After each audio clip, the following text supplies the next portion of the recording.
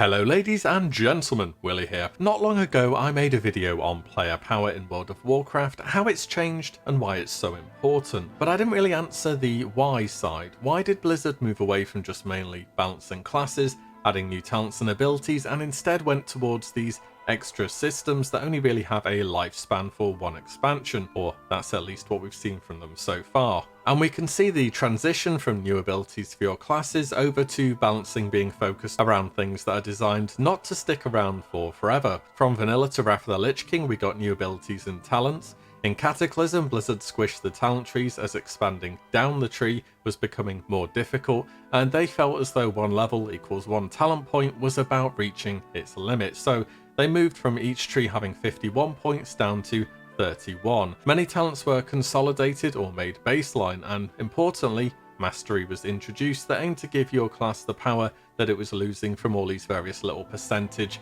crit or damage talents having been lost. I guess you could say Mists of Pandaria and Warlords of Draenor were the small testers of temporary power, with legendaries for everyone, those being the Cloak and later on the Ring. And then Legion and onwards we've gone into full borrowed power mode. Here's a few words from Ghostcrawler on class design philosophy in Mists of Pandaria, where remember each class only had one talent tree.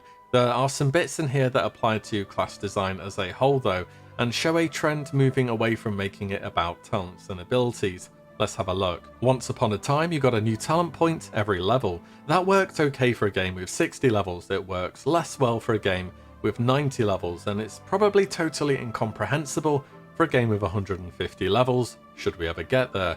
We keep bumping up the level cap because frankly it's fun and we haven't come up with a better progression mechanism that will feel quite as good. Now that's interesting, a progression system that beats leveling. Suddenly borrowed power might just make a little bit more sense, or at least the intentions behind it. Sure, this was from Mists of Pandaria, but it's an interesting idea to think about. How about this then? While the raid, buffs and debuffs matrix and spec utility helps to encourage diversity among groups and discourage raid stacking, it's also a little lame when the Affliction or Kyrian, maybe, Warlock is asked to spec Demonology, or maybe Night Fae, against the player's desire in order to bring a specific buff, or just perform a lot better than the other. In Mists, we want players to have even more flexibility about which character they want to play. Asking a player to swap from damage to tanking for a couple of fights is acceptable to us. Asking somebody to respec from Unholy to Frost just for a debuff is not. One last one from this post then. I'll link it below actually if you're interested. I find it quite an insightful read. Imagine quoting Ghostcrawler now. Anyway, this has to be the best bit of it. Listen to this. MMOs are inherently living designs that are going to change over time. This is particularly true of subscription models where players rightfully expect to see something for their monthly payment. We don't think it's fair to cling to class designs that aren't working just because that's the design we shipped out with. Survival Hunter comes to mind. As we have discussed a great deal lately, we will try to limit our big design changes to new expansions, but it's just not in our DNA to leave something at a B- level if we think we can make it to an A+. Well, as Garrosh would say, times change. Because major class balance during expansions don't happen no more. What does is trying to get our current temporary power systems to actually work. And as Ghostcrawler says, MMOs are a type of game where progression and changes are needed as much as new content to keep the players engaged. And class gameplay is at the heart of the actual game for many players.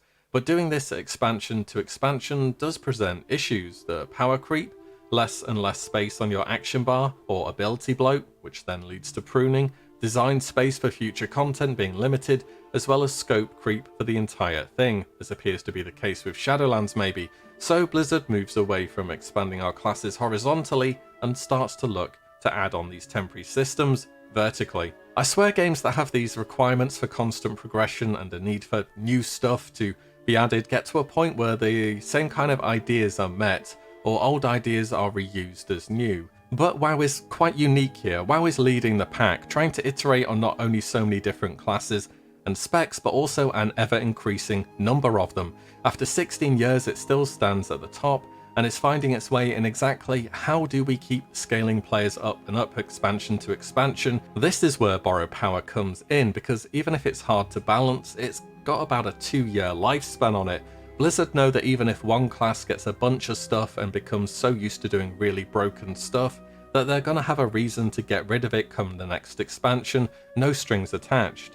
You remember when Blizzard just nerfed demo locks to the ground because they didn't like how they played? The thing about temporary power though, now that we're entering the 3rd expansion of Blizzard exploring it, is that I have a hard time believing it's truly worth the effort, rather than just looking at giving more stuff back to our class's baseline. Updating or rethinking specs that find themselves consistently at the bottom performance-wise, making efforts to retune mid-expansion if something isn't really playing that well or enjoyably, especially when these days players are giving a metric ton of feedback via videos, streams, the various different media platforms, the official forums, and so on. Our classes at a base level have changed very little since the start of Legion, and that's holding a lot of potential back, whilst temporary systems are being piled on again and again. Imagine working on class tuning at Blizzard at the moment.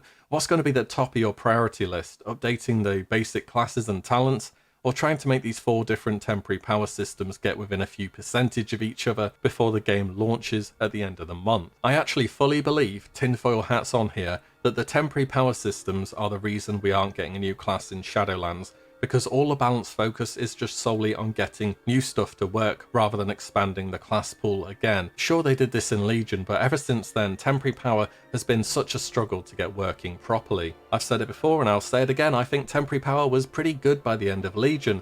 BFA never got it right, and we'll see with Shadowlands, but I'm certainly not holding my breath. And Shadowlands would have seemed like the perfect time to actually dial the temporary power back as well. None of the current systems we have in BFA would have made that much sense to continue onwards. On top of the level squish and things with a more vanilla-y feel being brought back, like auras and poisons and totems and all that, it did feel as though it could have been the time for the next big phase of how classes work in WoW, but nope, it looks like borrowed power is once again going to be the thing to go to. And I think this point now, coming up to Shadowlands, is honestly one of the most important moments in WoW's history. On the verge of Blizzard's 2nd temporary power system being pretty disastrous, Blizzard having just done a beta wipe for more major balance changes and bug fixes, we're less than 1 month away from the game's scheduled release. More or less everyone is telling them not to go ahead with these systems, and it's not going to be a good thing. People even calling for the expansion just to be straight up delayed. Blizzard, just tell us it's ready when it's ready. It doesn't look like that's going to be the case, and Blizzard are pushing on with the vision of what they want the expansion to be regardless. Well, at least at this point they are. I'm hoping this will be the wake-up call to move away from temporary power, but I don't see borrowed power going away anytime soon. It's just gone from a power gain system alone to being completely fundamental to the expansion, and even bound to things like cosmetics and storyline choices that the player will go on to make. It's a lot more than, oh cool, a new row of talents, can't wait to give these a try. Your power is tied to, well, everything for your class in Shadowlands. Even despite all this, you can see why it's become more of a thing though, from the earlier expansions to where we are now. And to do it 3 times in a row, well, I have to assume that Blizzard thinks it's working. Somehow. Shadowlands is yet to play out. Legion, I think, was a surprise that nobody really expected. And I'm not even totally opposed to temporary power game systems personally. I just don't think they need to be the be-all and end-all for your class in each expansion. Work on class design, balance during expansions, and don't force yourself to reinvent the wheel every 2 years. Make temporary minor, not massive. All that doesn't sound too crazy, right? Those are a few thoughts on why the change from updating our classes and talents to moving towards these temporary systems has happened. For me personally though, and looking back from vanilla all the way to now, you could almost split the power gain for us in WoW into 3 phases. We had phase 1, which is vanilla TBC and Wrath of the Lich King, the new talents and abilities phase. Phase 2 is Kata Mop and Wad, reworks the talents and less content overall, but a more active attempt to make what we were choosing meaningful. And phase 3 is the borrowed power phase, that being Legion, BFA, and now Shadowlands. 3 phases, 3 expansions per phase. Let's see if the cycle remains true, or whether borrowed power is on borrowed time. Thank you guys all so much for watching. I'll see you in the next one very soon. If you like what you see, do give the video a like and subscribe, as there will be plenty more to come. Thank you guys all so much for watching, and I will catch you in the next one.